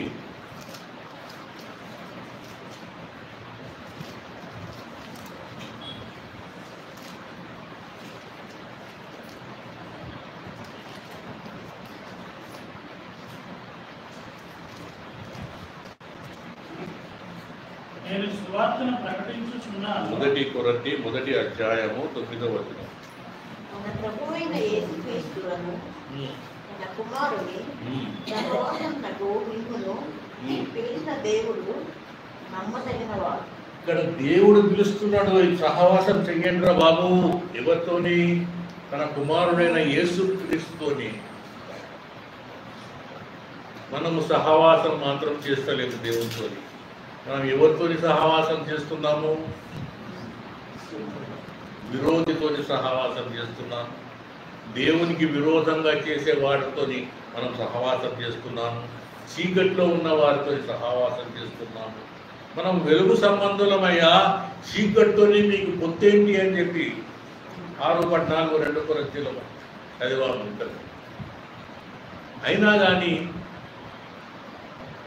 నువ్వు ప్రత్యేకింపబడతలేవు. నువ్వు లోకం నుండి ప్రత్యేకింపబడాలా. లోకాశ నీలో ఉన్నది. లోకాన్ని ప్రేమించేవాడు నా తండ్రిని ప్రేమించలేడు అని దేవుడు చెప్తాడు. యేసుక్రీస్తు ప్రభు. లోకంలో ఏమున్నది? నేత్రాశ, శరీరాశ, జీవనం. వీటిని ప్రేమించేవాడు నా తండ్రిని ప్రేమించలేడు అంటాడు దేవుడు. అయితే ఇక్కడ సహవాసమునకు మిమ్మల్ని పిలిచిన దేవుడు నమ్మదగిన వాడు.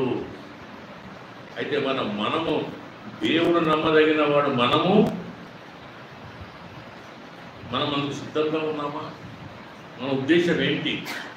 మనల్ని మనము పరీక్షించుకోవాలి. 1 యోహాను 1:3 దేవుడు అంటాడు, 1 యోహాను 1:3 నేను చదువుతున్నాను చూడండి. మాతో కూడా మీకును సహవాసం కలుగునట్లు మేము చూసిన దానిని వినిన దాన్ని మీకు తెలియజేయుచున్నాను. మన సహవాసం అయితే ఎవరితో? తండ్రితో కూడా, ఇంకా ఆయన కుమారుడైన యేసు క్రీస్తుతో కూడా ఉన్నది. ఆమేన్. మన సహవాసం అంటే ఫ్రెండ్షిప్. మనకు సహవాసం ఉండాలి. దేవునితో నడిచే అనుభవం మనకు కావాలంటే దేవునితో మనము సహవాసము కలిగి ఉండాలి. సహవాసం కలిగి ఉండాలంటే ప్రతిరోజు మనము బైబిల్ చదవాలి, గ్రంథాన్ని చదవాలి. మానక ప్రభు వల్లలో పాలు పొందుకోవాలి. ఆదివారం గుడికి రావాలి. సంఘస్థులతో సహవాసం చేయాలి. ఇవన్నీ దేవునితో సహవాసం చేసినట్టు. అప్పుడు మనము దేవునితో నడిచే అనుభవం మనము కలిగి ఉంటాము. ప్రియులారా, ఇది మనము పరీక్షించుకోవాలి. ఆనోకు దేవునితో ఉన్న సహవాసము మనం కూడా పొందుకోవాలని ఆ ప్రభువైన యేసుక్రీస్తు యొక్క ఆశ. ఎన్ని చూసుకున్నాం ఇంతవరకు? 4. మొదటిది ప్రత్యేకింపబడిన వాడు ఆనోకు. 2 పరిశుద్ధాత్మాభిషేకం కలవాడు ఆనోకు. 3 ప్రవచించు కృపావరములు కలిగిన వాడు ఆనోకు. 4 దేవునితో నడిచిన వాడు ఆనోకు. 5వది చివరి ఓకే 5వది హానోకు బాధ్యత కలిగిన వాడు. Is a responsible person. Is a responsible person. ఏ విధంగా రెస్పాన్సిబుల్ పర్సన్ అంటే 300 సంవత్సరాలు దేవునితో నడిచి మరి ఇక్కడ కుటుంబాన్ని ఇక్కడ నెగ్లెక్ట్ చేశాడా? కొంతమంది నేను దేవుని సేవలో ఉన్నాడని చెప్పి భార్యా బిడ్డలు పట్టించుకోరు, బైరాగులు తిరుగుతూనే ఉంటారు. సంచి తగిలించుకొని హెబ్రోన్ బ్రదర్స్ లాగా కుదిరే ఉంటారు. దేశాల మీద పడి మరి పిలుపండి, నాకు పిలుపున్నదే అని చెప్పేసి. కానీ భార్యా బిడ్డలను నువ్వు పోషించకుండా దేవుని సేవ అని తిరుగుతున్న ప్రయోజనం ఏంటి? ఇక్కడ హానోకు దేవునితో సహవాసం కలిగి తన కుటుంబ బాధ్యతను నిర్వర్తించిండు.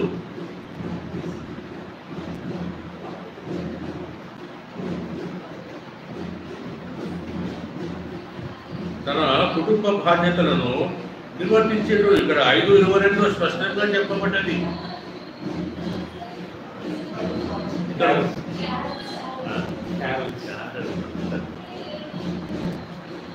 అయితే ఇతను తన కుటుంబ బాధ్యత నిర్వర్తించుకుంటూ ఇతను దేవునితో నడిచాడు. పిల్లరా, 1 తిమోతి 5:8 పౌలు గారు అంటారు. 1 తిమోతి 5:8 ముగింపుకు వచ్చాడండి. 1 తిమోతి 5:8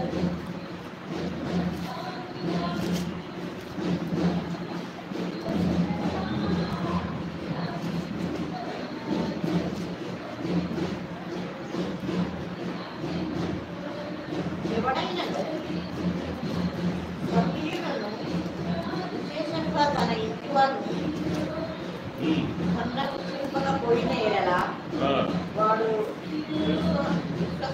విశ్వాస త్యాగం చేసిన వాడై విశ్వాస కన్నా చెడ్డవాడై ఎంత మంచిగా రాస్తుందండి తిమోతి గారు. నేను చదువుతాను చూడండి. ఎవడైనాను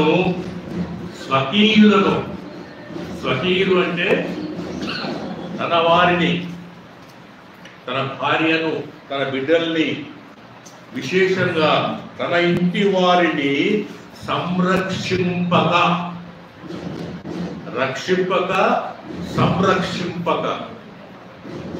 సవర్ణ దీర్ఘ సంధి తెలుగు చదివిన ఎవరన్నా వ్యాకరణము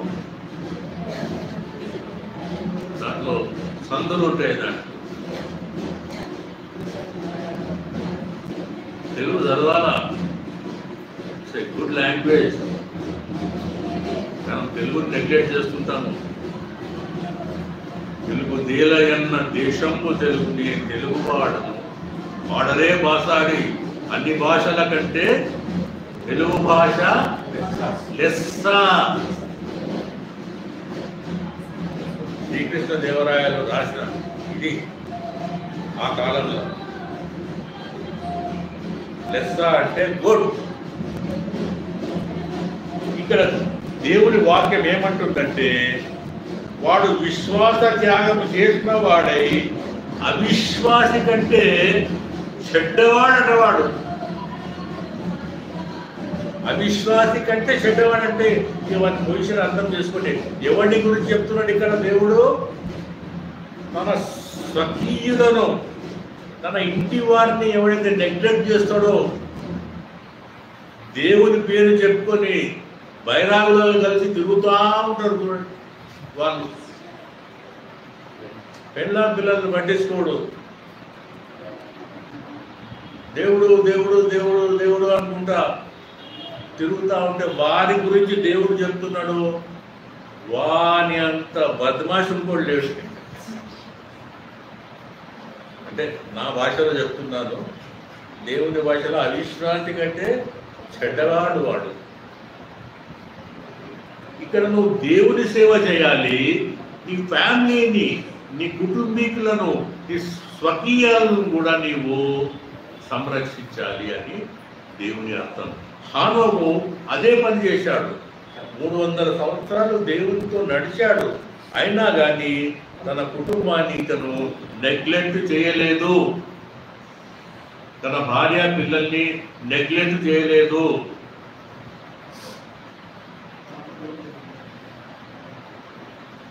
పిల్లరా, ఇది 5వ విషయం.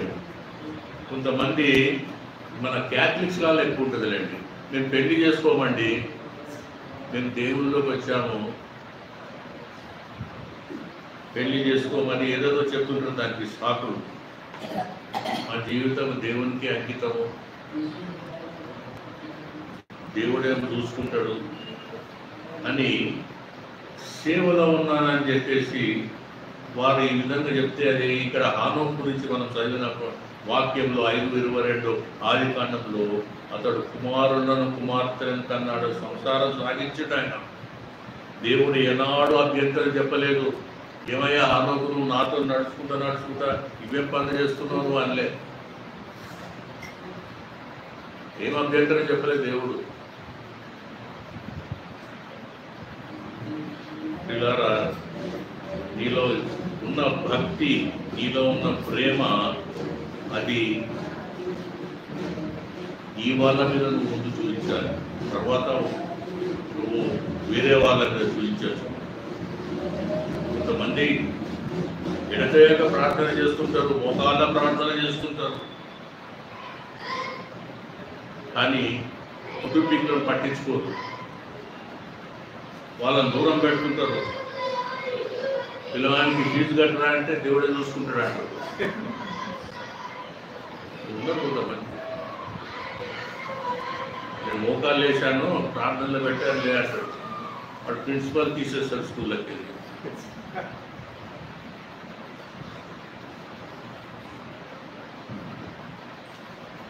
అందుకే అంటాడు, అవిశ్వాస కంటే దిగజారిన వాడని నువ్వు తెలుసుకోవాలి. నెక్స్ట్ గుణం మనం హానోకు నుండి నేర్చుకోవాల్సింది, ఇతను విశ్వాసం గలవాడు. చదవండి మళ్ళొకసారి, విశ్వాస వీరుల అధ్యాయం 5వ వచనం. Hebrews chapter 5. విశ్వాసమును బట్టి హానోకు మరణం చూడకున్నట్లు కొనిపోబడెను.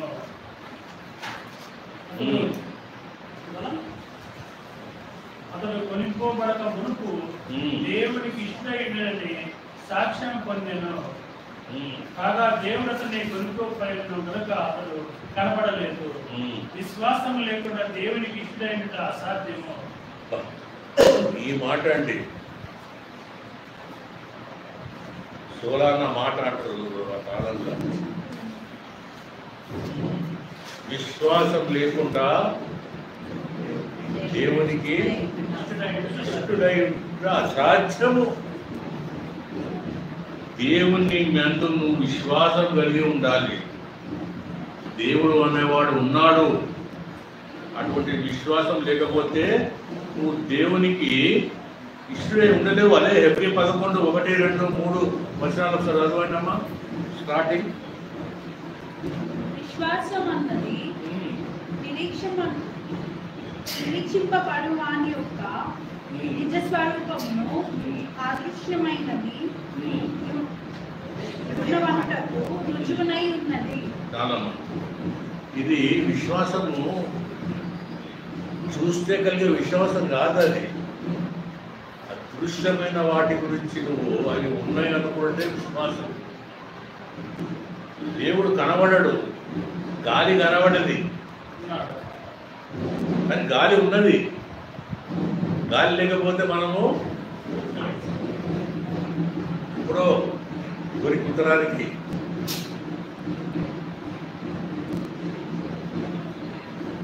గాలి ఉన్నదా లేదా? ఆక్సిజన్ కనబడుతుందా? అది మరి ఎట్లా? అది విశ్వాసం అంటే. దేవుడు ఉన్నాడు, దేవుడిని మేము నమ్ముతున్నాము, ఆయనని విశ్వసిస్తున్నాం మేము. ఆ నిరీక్షణ, అదే మనకు ఉండాల్సిన విశ్వాసం. ఆ విశ్వాసం ఉంటేనే దేవునికి మనము ఇష్టలై ఉంటామని చెప్పేసి ఇక్కడ హెబ్రీ గ్రంథకర్త మనకు చెప్తున్నాడు. యేసుక్రీస్తు చేసిన ఎన్ని అద్భుతాలు మనం కొత్త నిబంధనలో, ప్రతి అద్భుతం చేసిన తర్వాత యేసుక్రీస్తు చెప్పే మాట ఏంటి? నీ విశ్వాసమే నిన్ను స్వస్థపరిచిందండి. దేవుడు అంత ఇంపార్టెన్స్ ఇచ్చాడు విశ్వాసానికి. ఇక్కడ హానోకు దేవునికి ఇష్టడై ఉన్నాడు అని చెప్పి ఎందుకంటే బైబిల్ రాసిందో దానికి కారణము హానోకు దేవుని పైన సంపూర్ణమైన విశ్వాసము కలిగిన వాడు. ఇదే హెబ్రీ గ్రంథంలో 3:12 తీయండి ఒకసారి. హెబ్రీ 3:12.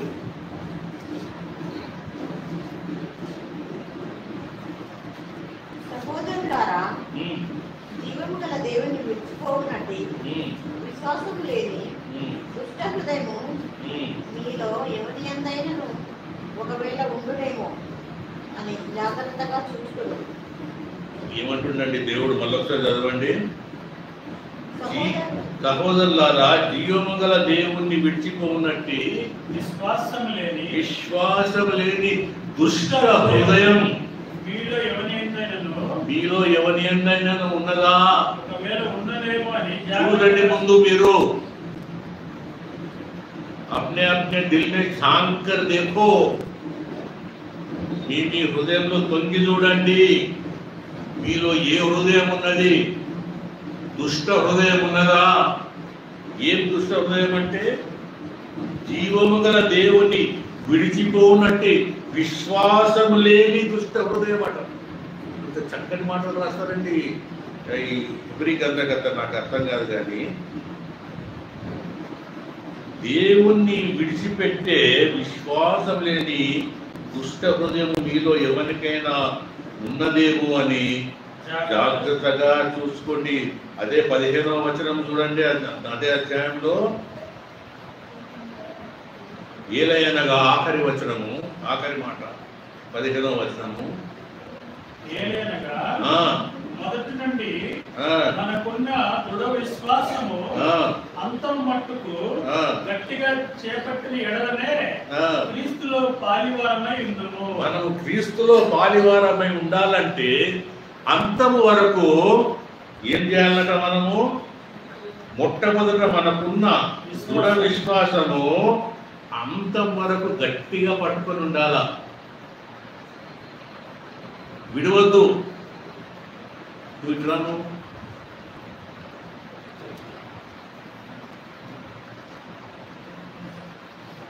ఇది తీసుకో, అంటే ఈజీగా తీసుకున్నావు, ఇప్పుడు తీసుకో తీసుకో తీసుకో. ఏమైంది? అంతము వరకు విశ్వాసాన్ని గట్టిగా పట్టుకోవాలండి.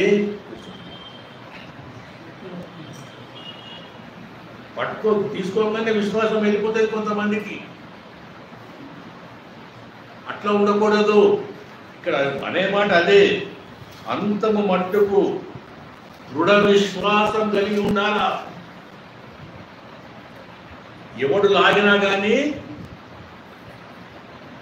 దృఢ విశ్వాసము, టెంప్ట్ కావద్దు. మనము ఏదో మన విశ్వాసం ఎంత ఫస్ట్ టైం ఎట్లా ఈజీగా తీసుకున్నాం, అందరి విశ్వాసం అంటుంటుంది ఇయ్యాలి ఈజీ. కానీ దేవుడు అంటాడు ఇక్కడ, మొట్టమొదట మన విశ్వాసం అంతం వరకు దృఢ విశ్వాసం కలిగి అంతం మట్టుకు చేపట్టిన ఎడలనే మనము క్రీస్తులో పాలివారమై ఉందుము. We will be partakers in the Christ if we hold our faith till last. ఆఖరి వరకు, చచ్చిపోయేంత వరకు. ఇక చచ్చిపోతున్నావు ఇక కొన్ని క్షణాల్లో, అయినా కానీ నీ విశ్వాసాన్ని నువ్వు దృఢంగా పట్టుకోవాలి. సాతాను వచ్చి లాగినా కానీ నీ విశ్వాసాన్ని నువ్వు వదలద్దు. అది దృఢ విశ్వాసము.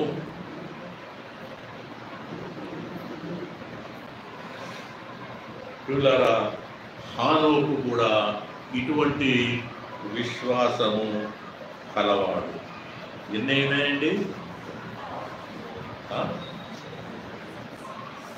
ఏంటండి 6 అయినాయి. 5 అంటారు మీరు, చెప్పండి. మొదటిది ప్రతిష్ఠింపబడినవాడు హానోకు. 2 పరిశుద్ధాత్మ అభిషేకం పొందినవాడు హానోకు. 3 కృపావరములు ప్రవచించు కృపావరములు గలవాడు హానోకు. 4 దేవునితో నడిచిన వాడు హానోకు. 5 బాధ్యత గలవాడు హానోకు. 6 విశ్వాసం గలవాడు హానోకు.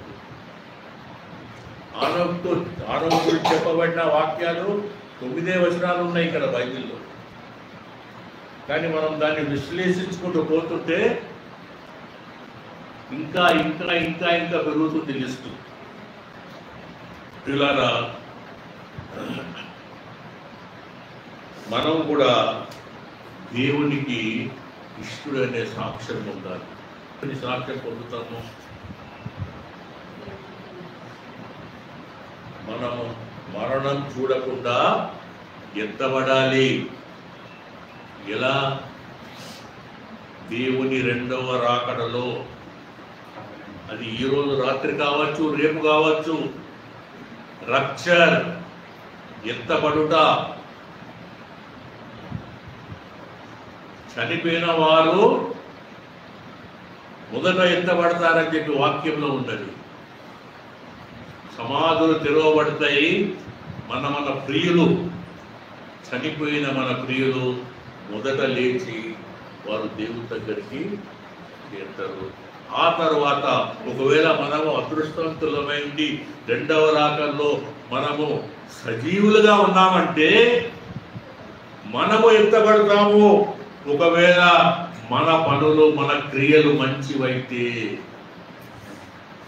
మనకు కూడా ఒక సాక్ష్యం ఉంటే, మనకు కూడా ఒక మంచి టెస్టిమనీ ఉంటే, మనం కూడా కనీసము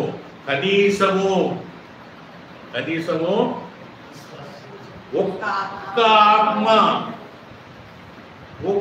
ఆత్మను దేవుని వైపు నడిపిస్తే చాలండి. కనీసం మనకు అక్కడ దేవుని ముందు ఒక ముఖం ఉంటుంది, చెప్పుకుంటారు, దేవా ఒక ఆత్మ నడిపించానయ్యా నీ సన్నిధికి. ఎంత గొప్ప ఆధిక్యత అంటే! ఆధిక్యత లేకపోతే మధ్యాకాశంలో వేగం మీద దేవుడు వచ్చి మధ్యాకాశంలో ఉంటాడు, మనం ఇక్కడనే కూడా పడిపోతాం. ఎత్తబడము. మనం ఎత్తబడే గుంపులో మనం ఉండాలంటే దేవునికి ఇష్టులై ఉండాలి. హానోకులాగా దేవునికి మనము ఇష్టులై ఉండాలి. దేవునికి ఇష్టులై ఉండాలంటే దేవుని యందు విశ్వాసం కలిగి ఉండాలి. ఆ విశ్వాసము అంతం వరకు దృఢముగా పట్టుకొని ఉండాలి. రూపాంతరం కొండ, తాబోరు కొండ పైన దేవునికి ఇద్దరు కనబడ్డారు. అప్పుడు రూపాంతరం చెందినప్పుడు ఎవరండి? మోషే, ఏలియా. ఏలియా మరణం లేకుండా ఎత్తబడినవాడు, మోషే మరణించి ఎత్తబడినవాడు. ఆ రెండు చూపిస్తేందుకే దేవుడు అక్కడ ఇద్దరికి ఇచ్చాడు. రెండవ రాకడలో మరణించిన వారు ఎత్తబడతారో, మరణం లేక సజీవుగా ఉన్న మనము ఎత్తబడతాము. ఏలియా లాగా, హానోకు లాగా దేవుని సన్నిధికి మనము ఎత్తబడతాము. అయితే దానికి కొన్ని కండిషన్లు ఉన్నాయి. మరి ఊరికే నువ్వు జులాయి తిరిగి అన్ని చేయరాని పనులు చేసుకుంటా, వాడిని మోసం చేసి వీడిని మోసం చేసి అబద్ధాలు ఆడి ఇది చేసి సిగరెట్లు తాగి అవి తాగి ఇవి తాగి నేను కూడా ఎత్తపడతాను దేవా అంటే అంతే కదా. మరి ఇప్పుడు మధ్యాకాశంలో దేవుడు దిగి వచ్చినప్పుడు మనం సిద్ధపరిచి ఉండాలండి. సిద్ధపరిచి లేకపోతే ఆ 5 మంది బుద్ధి లేని కన్యకలు ఏమైనరు? ఏమండి? బుద్ధి లేని కన్యకలు 5 మంది. 5 మందా 6 మందా? 5 మంది. తలుపు కొట్టిర్రు.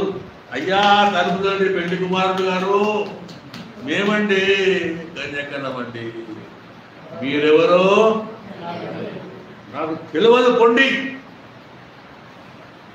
యేసుక్రీస్తు ప్రభు ఇదే మాట అంటాడు రేపు. అయ్యా నీ పేరు మీద ఎన్ని స్వస్థతలు చేశానయ్యా, గంటలు మోకాలుండి ఎన్ని సాతాన్లను దయ్యం నిలబడినాయా నీ పేరు మీద అంటే దేవుడు ఏమంటాడు? యేసుక్రీస్తు, అక్రమములు చేయువారా, get the hell out of my sight, నా నుండి తొలగిపోండి, మీరెవరో నాకు తెలియదు. అయ్యో అదేంటి ప్రభువా, నీ పేరు మీద ఎన్ని స్వస్థతలు చేశానే, నీ పేరు మీద పెద్ద చర్చ్ కట్టానే, నీ పేరు మీద ₹1,00,000 సూటేశానే, వెళ్ళండి అక్రమములు చేయవారా, తొలగండి నా ముందరికి వెళ్ళి, మీరెవరో నాకు తెలియదు. అయ్యో ఎంత ఘోరం అండి. పరిగెత్తుకొని పోతుంటాం అక్కడికి, పొలోమనుకుంటా. ఏం చర్చ కట్టాడండి అబ్బా. 3 సర్వీసులలో 3 కౌంటింగ్ మిషన్స్. ఏం ప్రయోజనం? ఏం ప్రయోజనం లేదు. దేవుడే అంటున్నాడు, నేనన్న మాటలు కాదండి ప్లీజ్, ఏదో నా స్టైల్లో నేను చెప్పాను తప్ప దేవుడు అన్న మాటలు ఇది. మత్తయి సువార్తలో మీరు చూస్తారు, ఇది మీరెవరో నాకు తెలియదు. ఆ బుద్ధి బుద్ధి లేని కన్యకలు కూడా అట్లే అన్నారు కదా, పెళ్లి కుమారుడు అంటే దేవుడే. నాకు తెలియదు మీరు ఇప్పటికైనా పిల్లరా అక్రమాలు చేయటం మానండి. అంటే మీరు అక్రమాలు చేస్తున్నారని కాదు ప్రభు, నేను చెప్పేది జనరల్గా చెప్తున్నాను. నేను దాంట్లో పాలిభాగస్తుడనే, నేనేమి పైనుంచి దిగి వచ్చిన దేవదూత కాదు. నేను ఇలాంటి మానవున్నే అన్ని పాపాలు చేసి, పాపం చేయిందేవాడు ప్రతి ఒక్కరు పాపం చేసి దేవుని మహిమను పొందలేకపోతున్నారని బైబిలే చెప్తుంది. అందులో పౌలు గారు కూడా నేను ప్రధాన పాపిని అంటున్నాడు. ఆయన పాపుల్లో ప్రధానుడు నేను అని పౌలంతటి అంతర్జాతీయ సువార్తికుడు అన్నప్పుడు నువ్వెంత నేనెంత బీరకాయ పీసు. పౌలుతో ఎక్కడ కంపారిజన్ అయ్యారు మనకు? అయితే పిల్లారా, దేవునికి ఇష్టడనే మనము సాక్ష్యం గలవారమై ఉండాలి. ఎందుకంటే ఒక రోజు వస్తున్నది పిల్లారా, యెహోవా దినం అని ఇక్కడ మనం ఓల్డ్ టెస్ట్మెంట్లో రాసి ఉంటుంది. యోవేలు గ్రంథము 1:15 తర్వాత ఇది చదవండి మీరు. అది ఎంత భయంకర దినం అండి అది, యెహోవా దినము. ఏ దినమో ఆ యెహోవా దినమో మనకు తెలియదు కనుక మెలకువగా ఉండండి అని బైబిల్ చెప్తుంది. We have to be alert. అది ఈ రోజు రాత్రా, రేపు రాత్రా, ఎల్లుండా, లేకపోతే 25వ సంవత్సరం జనవరిలోనా, లేకపోతే 2030 36 తెలియదు. ఇది దొంగలాగా వచ్చును అని చెప్పి బైబిల్ రాసుంటుంది. కానీ అది ఆలస్యంగా వచ్చినాను వస్తుందండి పిల్లారా. ఖచ్చితంగా ఒక రోజు వస్తుంది యెహోవా దినము. కనుక మనము సిద్ధపడి హానోకు వలె మనమందరము ప్రభు రాకడకు సిద్ధపడి మనము ఇప్పుడు ధ్యానించిన ఈ 6 సుగుణాలను మనము కలిగి దేవుని రాకకై ఎత్తబడిన గుంపులో మనం ఉండాలని కోరుకుందాము. దేవుడు ఈ కృపను మనందరికీ దయచేయుగాక. తలను వంచండి, ప్రార్థించుకుందాం. కృపా కనికరం కలిగిన పరలోకమున మా గొప్ప తండ్రి దేవా, ఇదిగో హానోకు దేవునితో నడిచాడని చెప్పావు నాయన తండ్రి. 300 సంవత్సరాలు నీతో నడిచిన హానోకు యొక్క సుగుణాలను మేము ధ్యానించే అవకాశం మాకు కల్పించినందుకు వందనాలు, స్తుతులు చెల్లిస్తున్నాం తండ్రి. నాయన తండ్రి, నీతో సహవాసం చేయాలి అంటే నాయన నీ సమ్మతి ఉండాలి నాయన తండ్రి. నీ సమ్మతి కలిగి మేము నీతో నడిచే భాగ్యం మాకు కలిగించండి తండ్రి. దేవా, ఎత్తబడే గుంపులో మేమందరం ఉండాలండి, మా కుటుంబం అంతా ఉండాలండి తండ్రి. మా కుటుంబంలో ఎవరొక్కరు కూడా విడవడకూడదు తండ్రి. ప్రతి ఒక్కరు ఎత్తబడాలి నాయన తండ్రి. నీ సన్నిధిలో, నీ సహవాసంలో మేము మా జీవితం తర్వాత వచ్చే జీవితంలో కూడా తండ్రి నీ సహవాసము మాతో నుంచి నాయన తండ్రి, మా కుటుంబాలతో నుంచి, మా పిల్లలతో నుంచి నాయన తండ్రి, ప్రతి ఒక్కరు నాయన తండ్రి నీ సన్నిధిలో సిద్ధపడి బుద్ధిగల కన్యకల్లాగా తండ్రి మా దీపాల్లో నూనె సమృద్ధిగా పెట్టుకొని నాయన తండ్రి మీ రాక కొరకు ఎదురు చూసే వాళ్ళ తీర్చిదిద్దుమని కూడి వచ్చిన ప్రతి ఒక్కరికి నాయన ఈ సుగుణాలను, ఈ 6 సుగుణాలను ప్రతి ఒక్క వినుసున్న ప్రతి ఒక్క నీ యొక్క దాసులకు నాయన తండ్రి ఈ సుగుణాలన్నీ అబ్బేలాగున ఈ కృప చూపండి తండ్రి. ప్రతి ఒక్కరినైనా నిత్య జీవం